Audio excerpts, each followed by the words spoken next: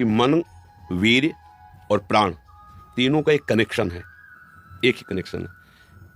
अगर हमारा वीर्य ब्रह्मचर्य ठीक है तो मन शांत और एकाग्र रहेगा और प्राण बलवान और सूक्ष्म रहेंगे। अगर वीर्य कमजोर हो गया तो मन चंचल, अशांत और प्राण स्थूल और बलहीन हो जाएंगे, स्थूल, सूक्ष्म नहीं होंगे। अब हमको मेन पॉइंट पर सुधार करना है, चाहे गृहस्थ हो चाहे विरक्त। गृहस्थ के लिए भी एक संयम से बर्ताव करने के लिए कहा गया है, और अगर जब तक ब्याह नहीं हुआ तब तक तो और संयम से रहना ही चाहिए। अगर हम लोग वीर्य का महत्व समझने लगे, ब्रह्मचर्य का, तो हमारा जीवन काफी संकटों से निवृत्त हो सकता है। अध्यात्म शक्ति वीर्य से ही प्रकट होती है। जब हम ब्रह्मचर्य से रहते हैं, भजन करते हैं, मान लो गृहस्थी में है, भगवान कश्यप जी 10,000 वर्ष तक ब्रह्मचर्य रहे। फिर उन्होंने माता विनिता के गर्भ में, जानते हो कौन पैदा हुआ? भगवान गरुड़ जी पैदा हुए। कितने बलशाली, भगवान के वाहन, पूरे विश्व ब्रह्मांड को अपने एक पंखे में रख के उड़ सकते हैं। 10,000 वर्ष भजन किया तो फिर गरुड़ जी पैदा हुए। अगर गृहस्थी में भी है, संयम से रहकर भजन करके, फिर तो बुद्धिमान, ज्ञानवान, बलवान बालक पैदा होगा। मुझे लगता है ब्रह्मचर्य की तरफ से हमारे समाज की दृष्टि हटती चली जा रही है। मनोरंजन के भाव में वो ब्रह्मचर्य, इसलिए हमारा मन अशांत। बोलो अब इस समय आप यौवन अवस्था में हो, इस समय तो उत्साह रग रग में रहता है, नहीं, चेतना रग रग में रहती है। हम नए बच्चों को देखते हैं उत्साहहीन, मतलब जैसे डिप्रेशन में हो, चेहरा देखकर ऐसा लगता है जैसे परेशान हो। क्यों परेशान है? क्योंकि आंतरिक जो शक्ति सपोर्ट करने वाली है।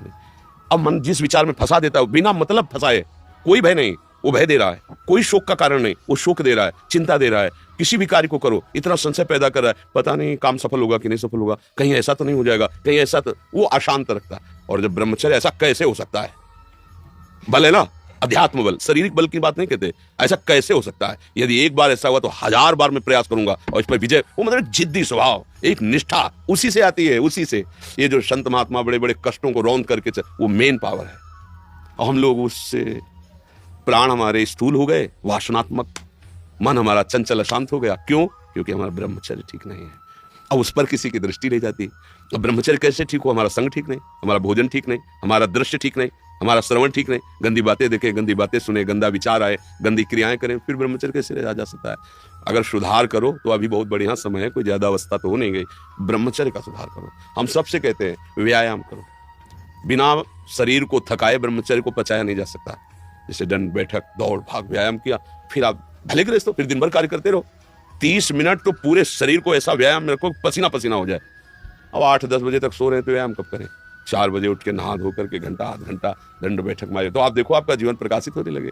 ये नहीं कहते कि बाबा जीवन, गृहस्थी में भी, गृहस्थी जीवन कोई साधारण इतना बड़ा बोझा लाद के चलना है परिवार का। शरीर स्वस्थ नहीं, विचार ठीक नहीं तो क्या है? अभी कुछ दिनों ऐसे अगर आचरण ढीले रहे तो शरीर ऐसे भयानक कमजोरी से युक्त हो जाएगा कि आपको सब कहेंगे प्रमादी पड़ा रहता है, कुछ करता नहीं। इसलिए संभल जाओ। ब्रह्मचर्य ही परम तप है, ब्रह्मचर्य ही परम धन है, ब्रह्मचर्य परम एकाग्रता है। एकाग्रता ब्रह्मचर्य से आती है। आंख मूंदो या खुली रखो, अगर ब्रह्मचर्य ठीक, एक शीतलता, एक गंभीरता, और जिधर दृष्टि लगा उधर एकदम चिपक जाएगी जाके। जैसे भजन में, नाम में, या आप संसारिक कार्य में बहुत अच्छा कार्य करोगे। अगर आपका ब्रह्मचर्य ठीक ना, तो जिधर बहुत अच्छा कार्य करोगे। शरीर में दम ही नहीं है, यंत्र का जमाना हो गया है। पहले खेती जोतते थे ना किसान, एक फार वाला होता था और पूरे खेत को उसी से जोतला है, बलवान होते थे। 2 लीटर मठा, 8 रोटी पाए, बैल की जैसी ताकत। अगर बैल को नाथ पकड़ के रोक ले तो वो वहीं खड़ा हो जाए। तो आज अब ट्रैक्टर से जोती है, कोई मेहनत लगनी नहीं है।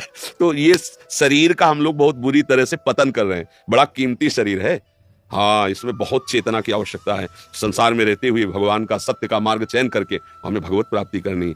अरे कम से कम जितनी ऊंचाई पे आ गए उससे नीचे तो न जाए। सुअर कुत्ता तो न बनना पड़े।